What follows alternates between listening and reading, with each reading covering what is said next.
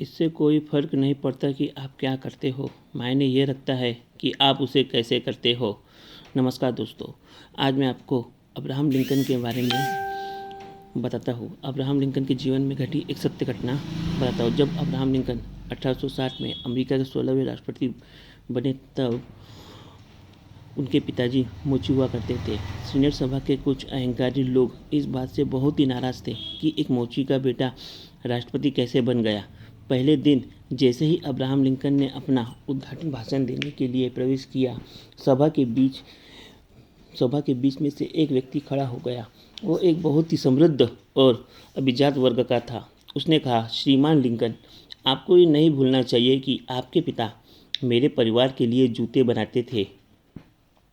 ये सुनने पर सीनेट सभा में बैठे सभी लोग हंसने लगे। उन्होंने सोचा कि उन्होंने अब्राहम लिंकन को नीचा साबित कर दिया है, लेकिन कुछ लोग अलग ही धातु से बने होते हैं।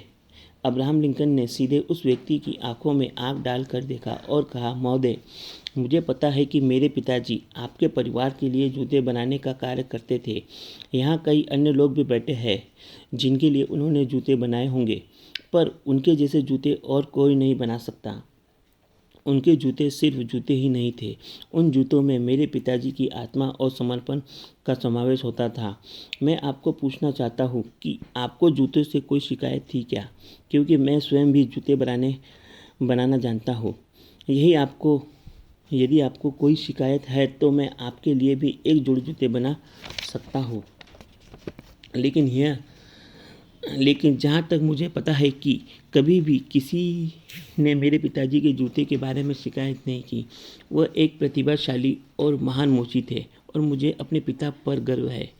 अब्राहम लिंकन के ये जवाब सुनकर सीनेट सभा में बैठे सभी लोगों को जैसे लकवा मार गया था। वे समझ नहीं पाए कि अब्राहम लिंकन किस मिट्टी का बना है।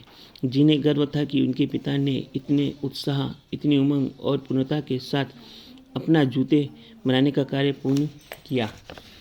तो दोस्तों, इससे ये सीख मिलती है कि इससे कोई फ़र्क नहीं पड़ता कि आप क्या करते हो, मायने ये रखता है कि आप उसे कैसे करते हैं। अपने स्वयं के दृष्टिकोण के साथ, अपने स्वयं के दर्शन के साथ और अपनी स्वयं की रचनात्मकता के साथ फिर जो भी आप स्पर्श करते हो वो चीज़ सोना बन जाती है। तो दोस्तों, ऐसे अपने अब्राहम लिंकन थे। तो दोस्तों, बताइए आपको अब्राहम लिंकन की कहानी कैसे लगी? उनके जीवन में घटा वाक़या के बारे में आप क्या सोचते हैं?